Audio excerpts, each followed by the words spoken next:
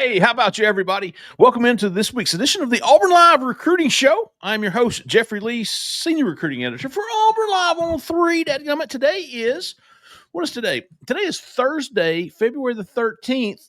For you, it is Wednesday evening, February the 12th. For us, keep that in mind moving forward with any todays, tomorrows, or yesterdays. We have a fantastic show for you tonight because we've got a lot of recruiting news going on right now. Not a lot of commitments, but a lot of visits being set up. Coaches are on the road. We're going to talk a little bit about that. We're going to answer some questions from the corner. We're going to dish out some how-about-yous. And here to do with me, as he always is when he's here, Mr. Allen Head. How about you, big dog? How about you, brother? How you doing? Look, for those that don't know, my man Jeffrey Lee just got back from Nashville. Road warrior, got back just in time to do this show tonight. That's the dedication that he has for the Auburn Live crew. I was like, hey, people, I got to go, man. I got people waiting. Cole Pinkston is on assignment tonight with his dear old dad, Mr. OG Coach Pinkston. Want everybody to keep OG Coach Pink in your thoughts and prayers. He is doing well from reports, and we want to see him continue to do so.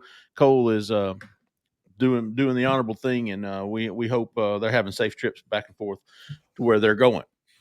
He'll be back with us next week. Tonight, Allen Head, it seems like every day there's been a different recruit, a different elite recruit, especially guys from the junior day, and even some that weren't there, setting up official visits. Before I want to look at the official visits, then we'll get to some questions from the corner. Before we do, want to remind everybody about HelloFresh. Everybody knows what HelloFresh is, don't you? If you don't, with HelloFresh, you get farm fresh, pre-portioned ingredients and seasonal recipes delivered right to your doorstep. Skip those trips to the grocery store and count on HelloFresh to make home cooking easy, fun, and affordable. That's why it's America's #1 meal kit. Save valuable time with fewer trips to the grocery store thanks to HelloFresh Market. There's over 100 add-on items you can add to your weekly box, like quick breakfast, packable snacks, beverages, and more. A lineup of prep and bake meals come together with your minimal mess with only 5 minutes of prep, so your oven does most of the work. A couple of my favorites, you've seen them all here. One pot chicken sausage and bean soup, fantastic. One pot makes a Cali black bean soup, and one pan turkey stir fry tacos, my fave of all the three. And we got a fantastic deal for you right now. Get up to 10 free meals and a free high protein item for life at HelloFresh.com/AuburnLive10FM. One item per box with active subscription. Free meals applies as discount on first box. New subscribers only, varies by plan. That's up to 10 free HelloFresh meals. Just go to HelloFresh.com/AuburnLive10, 10, Thanks for HelloFresh. Thanks to HelloFresh for sponsoring the show. We absolutely appreciate it. As we were saying, Mr. Allen Head, the visits are coming, and they're coming fast. It's been exciting to cover. It's been exciting to try to keep up with these things. But as we're looking at now, we've talked about this before. May 16th is shaping up to be huge. June 13th is shaping up to be huge for Auburn. Here are some of the guys that we've got locked in right now. Preston Ashley is coming up for an unofficial visit. What you're seeing here, that's an unofficial visit for spring. And listen, these official visits that we're about to look at, I guarantee you most of these cats will be here in the spring to see a practice, and then they'll come back in the summer for an OV. But you want to go ahead and get all these guys locked in as quickly as possible. Here's the May 16th lineup, Allen. 5-star quarterback Jared Curtis, a 5-star edge in Auburn's eyes, Trenton Henderson, Bryce Perry Wright, Jarrellin McCoy, Kari Adams, Jay Lamar, Keyshawn Stounsel, Dominic Harris. And then we'll look, let me go down here. What's this? The May 30th, Hezekiah Harris, Parker Pritchett, Travis Burgess, the quarterback. That's going to be an interesting weekend. Yes. The beginning of June, Jace Matthews, who is much higher on Auburn's board than some of these network rankings. Caden Prothos coming back for yet another visit, or an official visit, June the 10th. And then here's the other big weekend, June the 13th. This is a 5-star Zion Ely, future 5-star Braylon Womack, Jaira Edwards, who's a potential 5-star, Xavier Crowell, J.C. Anderson, Caden Harris, Evan Jacobson, and Wayne Henry. And these are just the guys that we know of now. I know Tank Jones is coming. I know The kids from New Jersey, Kinsler and Jordan Thomas, are coming back for official visits. So a lot of these guys, but J-Head, God dang it. One more dollar in that drawer. Damn. All right, Alan. How could it be so? I mean, it's in my head. All right, hold on. Your thoughts so far, Alan, on what we're seeing here? I mean, I would surprised, but not, because this is what this staff does. Mm-hmm. If nothing else, this staff recruits like its hair's on fire 24/7. And so while things in the industry itself, I mean, everything's sped up now. I wish that it weren't that way, but coaching staffs across the globe, across the landscape, have started making sure that official visits are coming during this time of the year. And so Auburn has capitalized on that. You have a really good opening weekend. I'm sure they're going to make it a blowout. They're going to close it out with a phenomenal weekend as well. All those kids from St. Francis and multiple other big-time players. And we didn't even talk about, I think Brian Womack also listed a top 4 today, with Auburn being involved in that, the 4-star safety on verge of being a 5-star in the On3 industry rankings. So, whose sister plays softball at Auburn. Yes, she does. So just a lot of talent coming through those doors, and Auburn's going to get its fair share of it.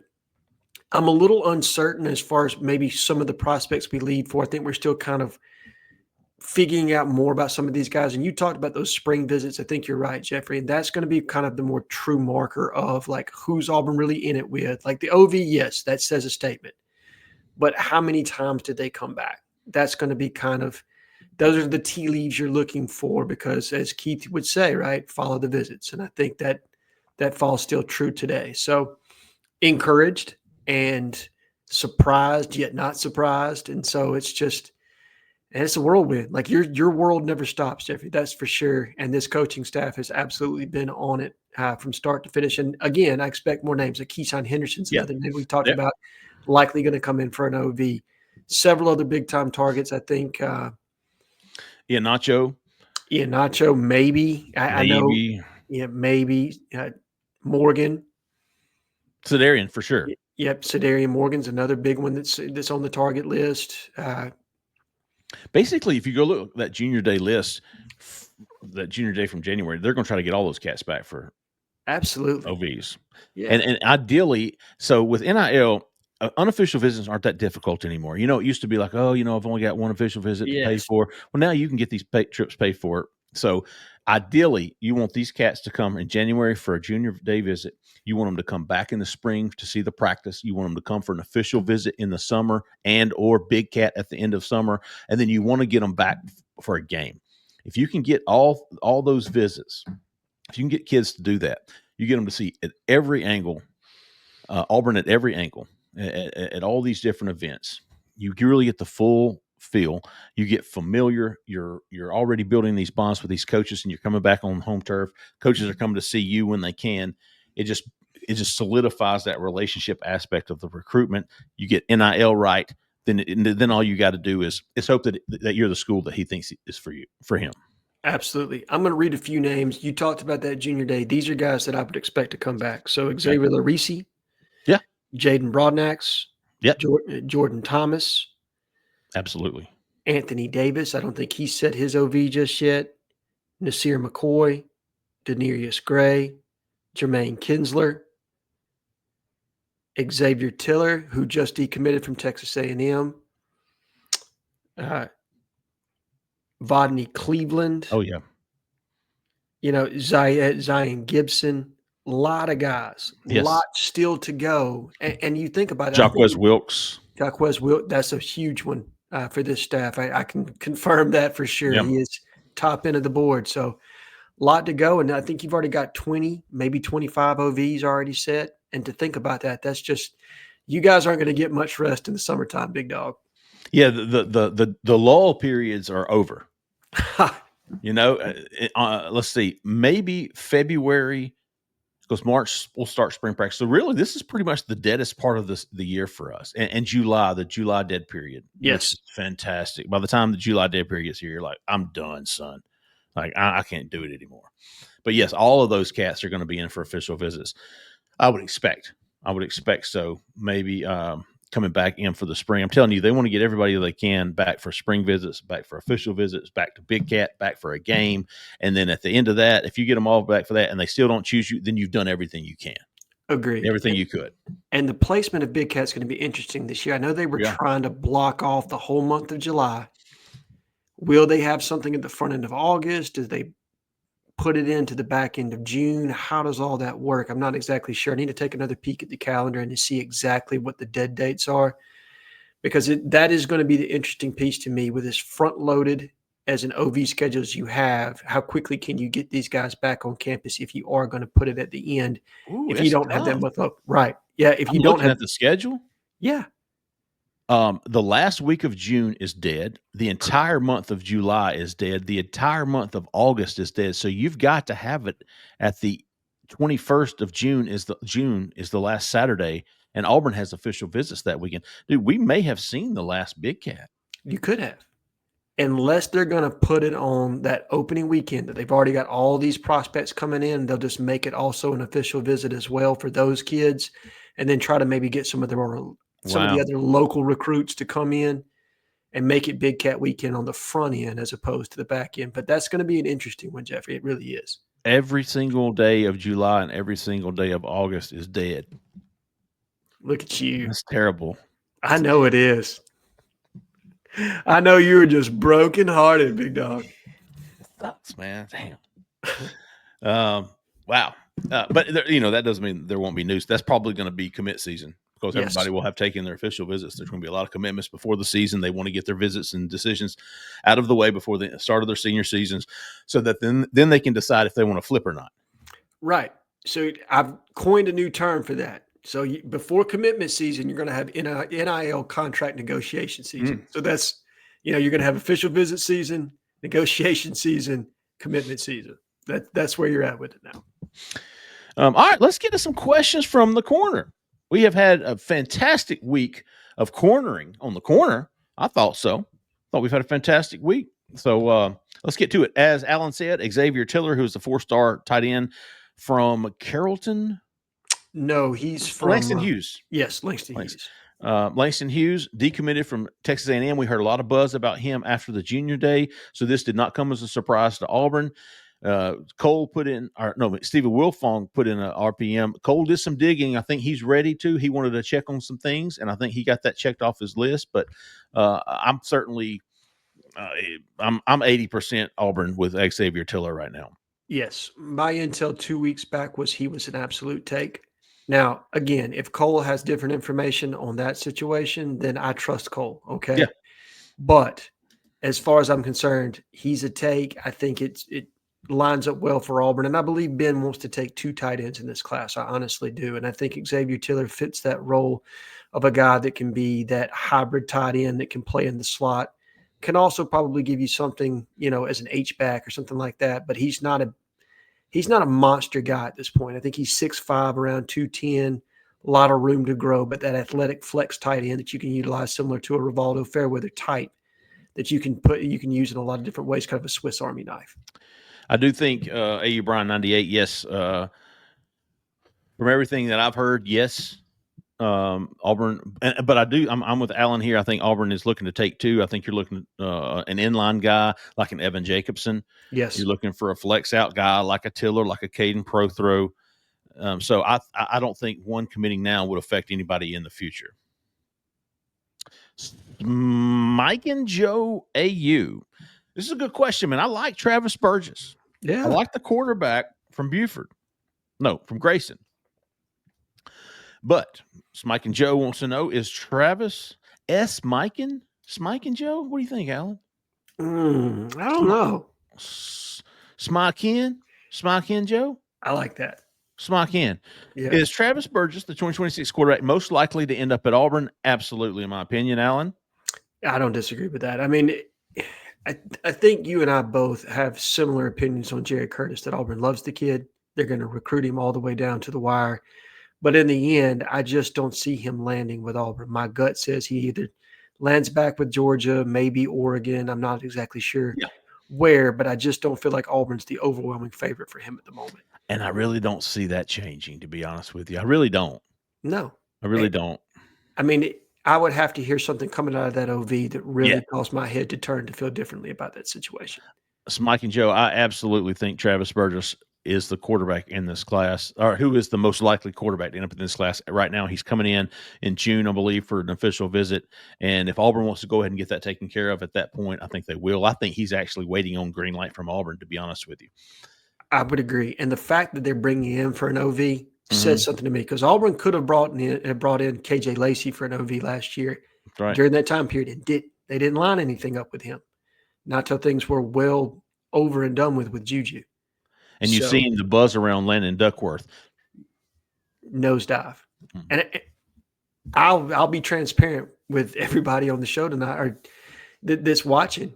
I don't know why either. I don't have a clear-cut answer as to why Duckworth hasn't gotten more traction. But what I can say is this young man has, and they seem to be extremely high on him. So if it's not going to be Jared Curtis, if it's not going to be Keyshawn Henderson, I think he's the next most likely that the staff is going to pursue. And because I don't feel strongly about the other two, I agree with you that he's the most likely to land in this class. Jackson Daniel _. Who do you think has the highest ceiling from the 2025 class? One player on offense, one on defense. The highest ceiling. Let me pull up the 25 class so we're not leaving anybody off. The highest ceiling. Does anybody come to mind immediately, Alan? Of the 25 class? Of the 25 class, I'm gonna pull it up so we can look over it. Now, are we talking commitments or are we talking about just offers and prospects? No, signees, the 25. The 25. Who's got the highest ceiling? I mean, I think it comes down to two for me. It's either going to be Jared Smith or Deuce Knight. I think those are the two that, if you're talking about pro potential at the next level, Deuce has – now, I don't know what kind of quarterback he's going to be at Auburn, but if you're talking about tools, he's got elite tools. I'm going to give you one, and Cole's going to love this. Okay, go ahead. But this was my dude back last summer. Okay. Let me show him to you. He does. I'm telling you, big dog. Cole, no, this is coming from Cole. This guy has been very impressive. I can confirm what Cole's saying. When I asked around, I saw what Cole posted. Cole also likes. Yeah. Cole also likes. And now this Antonio Coleman would be in my top 3 as well. Sure. I love Antonio Coleman. Shit, where'd he go? Right there he is, big dog. As advertised. Yeah, right. Yeah. Right. And that's the interesting part to me. Elijah Daniel, for people who aren't watching. It's not Elijah Daniel. Elijah Melendez. Who's Elijah Daniel? He was the defensive lineman that Rodney Garner recruited from Indiana back in the day. Yes. Lord, I'm old. Thank Not you. Old. Yeah, you're welcome, man. Seasoned is what we call it. Seasoned. Well aged. Yeah. No, Melendez is.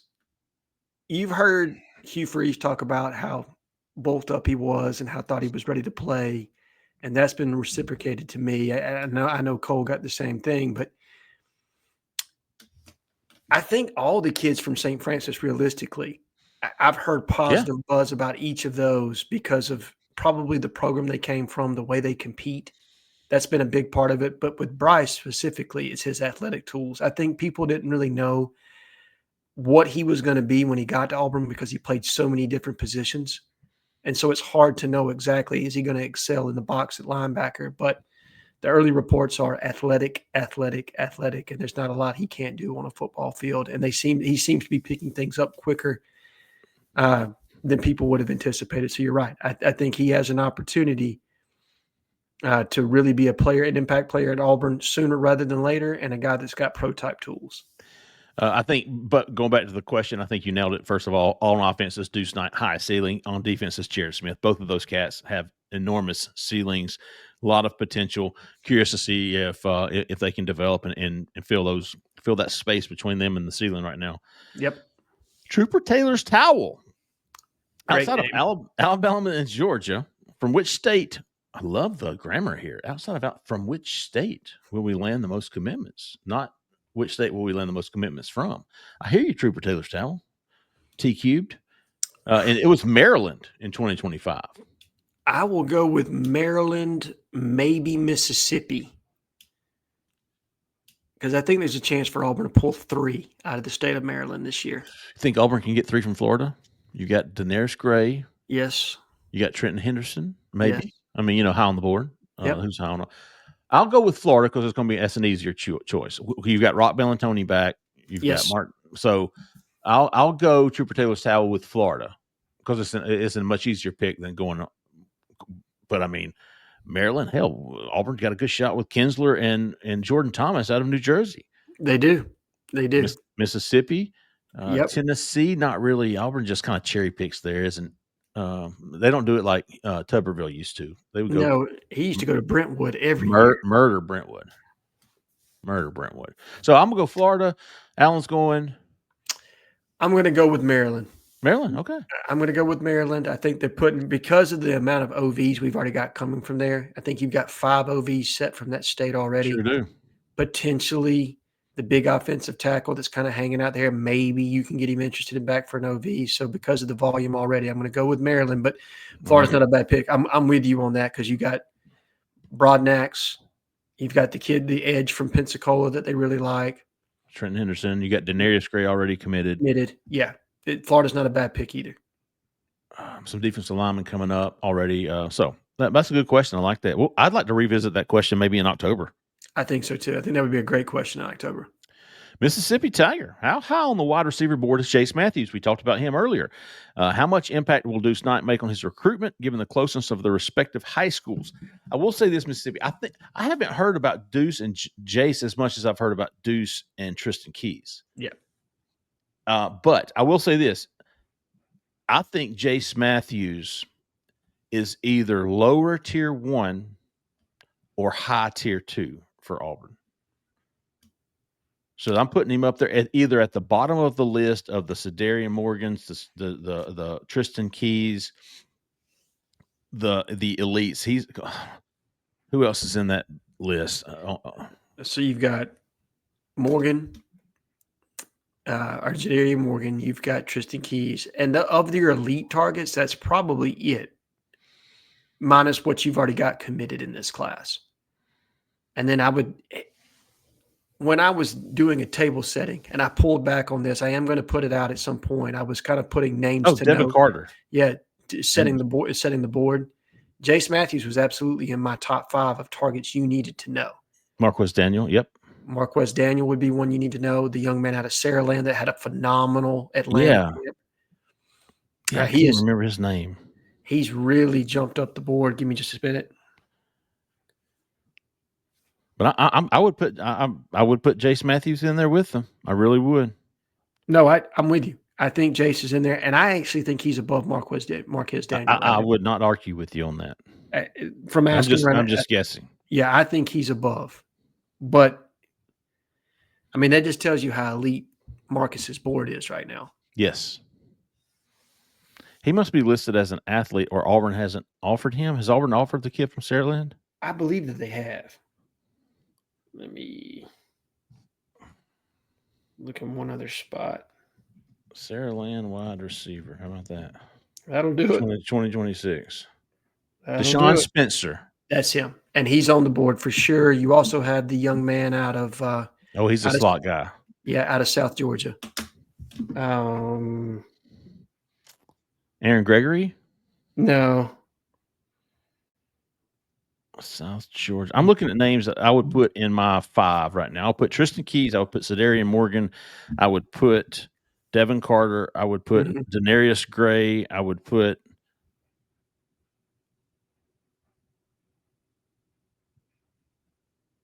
I've got Marquez Daniels here if I can't get to anybody else. And the Saraland kid. Jace Matthews. I would put Jace Matthews. And then I would put Marquez Daniel, There he is, Deshaun Spencer, Saraland. Yeah, Deshaun Spencer, and then remember the name Bubba Frazier. That's the other one. Those are the 3 that are tier 2 in my opinion, and I think Jace is bottom end of tier 1. I like it. Let's see, Deuce Knight making on his. I touched on that. I don't know about that, big dog. I'm not familiar with any relationships that they might have. Only Deuce and Tristan Keys. I will look into that next time I talk to Jace. I'll ask him about that. Hendo, big dog Hendo. How many linebackers will we take in the 2026 class, and who's at the top of the board? I like it. Linebackers tough, man. Linebackers tough. It is tough. Jacquez Wilkes is in there. He's like 1 or 2, wouldn't you say? Oh, for sure. I think he's probably. I mean, if I'm ranking the board, Tyler Atkinson's probably 1. I think Jacquez Wilkes is number 2. You obviously have 2 linebackers that you're really high on that are already committed, in Jermichael Garrett and Shadarius Tootle. So both of those guys are already in your class. I think another name, obviously, to keep an eye on would be Anthony Davis. Yes. Probably rounding out your top 5. And my guess is Auburn will take 3 to 4. I would lean more towards 3, but that's with me not necessarily knowing what they're going to do in the portal in the spring cycle either. Jordan Campbell is another guy who's going to come in for a visit. He's from Miami, committed to Miami. But I think you hit it right on the head. Those guys right there, Anthony Davis, Jacquez Wilkes, Tyler Atkinson, in addition to Shadarius Tootle, Jermichael Garrett. Pretty good looking linebacker board. Very good looking linebacker board. And of course, DJ Durkin is a very good recruiter. I mean, he's all about ball, but he has the ability to blend that some. He's not one of these kind of guys, we've had in the past where you've had the Jeff Schmeddings or you've had Ron Roberts, and I just don't think they had the ability. Not that they weren't bad guys or anything of that nature, just not very personable. Yes, and it's a big thing still in recruiting. That relational piece still has to be there. You have to be able to communicate and be attractive in a way to be able to keep engaged in conversation. And DJ can do that. I'm going to be curious. I love the linebacker class right now, and I think it's got very good potential. I'd love to see that. Ranger 361, big dog. Can we get an out brief on Caleb Holt's visit last week? An out brief. I did not catch up with Caleb Holt after he left. Joe Tipton did. Listen, this kid is he's not in any hurry. He's not in any rush, but he did come in. I thought, he's got Auburn in his top 10. He's going to come back. He likes the offense, but it's going to be tough. It's going to be tough. He's just got everybody else after him right now. I'm trying to think what he had. Let me see what Tipton had on him. And I think it was favorable for Auburn. Like you said, he's going to come back. He was impressed with the atmosphere. But with a lot of these high-end basketball kids, I'm not saying it's all about money, but NIL is a major factor with a lot of these. And I just don't know where Auburn is from that standpoint, and are they going to chase him as one of their top prospects? They're going to have other needs in that class. So is he the guy they want to load up on? I'm not exactly sure. Yeah, exactly. This is what his quotes were, Ranger. Auburn is having a big year this year. They have Tahad Pettiford, and he's having a great year. Just seeing with what they do with their guards, it's a great look for me to see because I want to play guard and get to the next level. The confidence Coach Bruce Pearl has them playing with is a coach I'm looking for to have that confidence in me. Auburn's going to be in it till the end with this guy. It's just whether or not they can compete, L-wise. I don't think relationships are going to be a problem. Mm-hmm. I think Ira Bowman, Stephen Pearl, Corey Thomas, Corey Williams is and Bruce Pearl all involved with this kid. So let's see. Jay Lee's pink head. Or Jay Lee's head. Not pink. He's not here. With the recent top 10 recruiting classes, is it more challenging to recruit prospects who want to play immediately? I don't think so. I think most alphas, they're going to come into a program where you're recruiting at a top 10 level every year, think they're capable of playing from day one. Now, does it become harder to retain them? Yeah, I believe that to be the case. Does it get harder to sign them? Not as much. I think they have that mindset that I'm going to come in and I'm going to play day one. So unless you're just overcrowded in a particular class, I think that affects it more than anything. If you overcrowd at one position where guys are like, nah, I'm not interested in being a part of that. But as far as how you recruit every year, top 10, I mean, it doesn't seem to affect Oregon, Alabama, Georgia. You know what I mean? Miami, Ohio State. Those teams have continuously for the last 3-4 years ripped off. I mean, Alabama for years, but the teams I just named as far as Miami, Ohio State, Oregon, 3 straight top 5 classes and not slowing down. It certainly doesn't affect others. I also think it helps Auburn when you've got such a young roster. The last I counted, Auburn's going to be bringing in, Alan, get this, 42 new faces. Yeah. By the time the 2-day start, summer camp starts. That's crazy. 42. Now that's counting Tanner Bailey. Yes. That's counting Hudson Cat. That's half your scholarship numbers. Yes. Half. And I think they did the same a year ago. I think we were having the same conversation, weren't we? So Let me go back and look. I know the turnover was that high in year one. Year one, maybe that's what I was thinking of. The turnover was massive. Last year, I think it was less, but not by much. I mean, it was in the 30s. 25. Let's go to 24, right? That would be the 24. Oh yeah, it was not. It was 36. Yeah. So it was half a dozen less, which is a big deal. 36. But and you got to think now, Auburn's not done. Now some other guys will leave, but you're thinking Auburn adds maybe a handful of guys in the spring. I would think so. I mean, you need 1 to 2 more defensive linemen, potentially a tight end. Yeah. Potentially another wide receiver. Yeah. Maybe a DB. Mm-hmm. So there are holes there. Maybe a linebacker. Maybe a lot. Definitely. I mean, I think that's absolutely on the board. Probably more so than a DB. You could be up. You could be pushing 50 new faces by the time summer camp starts. That's incredible. What a world. Lord have mercy. Hibbett G, do you expect Auburn will leave the last weekend of official visits open again this year? And if they do, is it a mistake? They left the last weekend of the official visits last year. They didn't bring anybody else in, and they signed pretty much the best class they have in a long time. And had they won some more games, oh yeah, it would have been top 5. So I think people can kind of let that go. I know there were other people. I didn't know people were still harping on that. Who gives a shit? I think people are kind of flashing back to last year, and there were some people in this space that came out and were kind of critical of Hugh Freeze, and understandably, like I get it. There was a potential for loss of momentum, things like that. But the guy's kind of proven. Like we talk about proof of concept on the field. Well, proof of concept in recruiting is there, guys. I think you can trust him to know what he's doing in that arena, right? Critique his play calling, critique his time management, critique his in-game calls. I think he's earned trust when it comes to recruiting. There's one thing he's done right. It's recruiting. Yes. If he wants to take off the last weekend, you say, have fun. Y'all enjoy it. Hat tip, because he's confident that he's got 2 aces in his back pocket that he's going to pull. No, I don't think Hugh Freeze has made many, if any, mistakes recruiting. I'm sure he has, but he's knocked it out of the park when it comes to recruiting. For sure. Let's see. Last question of the night goes to 8. Oh, is it only 9, Zach? Uh-oh.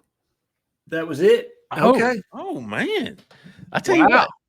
Let me do something real quick, Mr. Allen Head. Okay, what you got? I'm going to go check. Okay, here's a good one. LWeb4087 wants to know, do we take both Braylon Womack and Jaira Edwards, or is it whoever wants in the boat first? LWeb4087. Braylon Womack, Jaira Edwards, both top 35 overall recruits in the country, both on the verge of 5-star status. Braylon Womack, the number 2 player from Mississippi. Jaira Edwards, the number 3 or number 4 player from Maryland, behind only Zion Ely and Ian Nacho. Do you take them both? Without a yes. Yeah, I was going to say yes, and as quickly as you can possibly do it. Okay, no, there's no doubt about that. You're not going to pass over either one of those 2 guys. You need 2 safeties in this class, and pairing those 2 would, in combination with what you did last year with Eric Winters, yes. And one of the most ready-to-make play safeties I have ever seen out of Thompson. I mean, I think he's a day one type guy. But to pair those 2 classes together, that would be elite recruiting in the back end.